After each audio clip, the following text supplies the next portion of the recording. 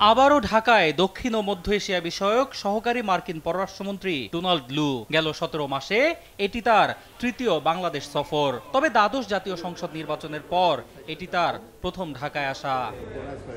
মঙ্গলবার বেলা 11:30টার দিকে শ্রীলঙ্কান এয়ারলাইন্সের একটি ফ্লাইটে ঢাকায় পৌঁছান তিনি।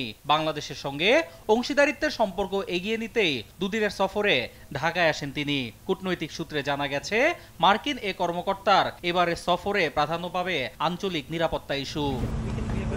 সংশ্লিষ্ট সূত্রটি আরও জানায়, ডোনাল্ড লু বাংলাদেশ যুক্তরাষ্ট্র দ্বিপক্ষীয় সম্পর্ক নিয়ে আলোচনা করতে ঢাকায় এসেছেন। আর এতে প্রাধান্য পাবে বাংলাদেশ ইস্যুতে মার্কিন অবস্থান ও প্রেসিডেন্ট জো বাইডেনের নীতি। বাংলাদেশ নিয়ে মার্কিন প্রশাসনের দৃষ্টিভঙ্গি জানাতে প্রধানমন্ত্রী শেখ হাসিনার সঙ্গেও সাক্ষাৎ করতে চেয়েছেন ডোনাল্ড লু। যদিও প্রধানমন্ত্রীর সঙ্গে সাক্ষাতের বিষয়টি এখনো চূড়ান্ত হয়নি বলে কূটনৈতিক সূত্রে জানা গেছে।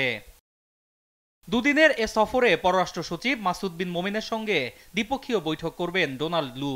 এছাড়াও পররাষ্ট্রমন্ত্রী ডক্টর হাসান মাহমুদ, পরিবেশ, বন ও জলবায়ু পরিবর্তন বিষয়ক মন্ত্রী সাবের হোসেন চৌধুরী এবং প্রধানমন্ত্রীর বেসরকারি শিল্প ও বিনিয়োগ উপদেষ্টা সালমান এফ রহমানের সঙ্গেও বৈঠকের কথা রয়েছে তার। তবে এবারের সফরে ডোনাল্ড লু কোনো রাজনৈতিক দলের সঙ্গে বৈঠক করবেন না। এমনকি বাংলাদেশ ইস্যুতে যুক্তরাষ্ট্রের অবস্থানের কোনো পরিবর্তন হয়নি বলেও জানিয়েছে মার্কিন পররাষ্ট্র দফতর।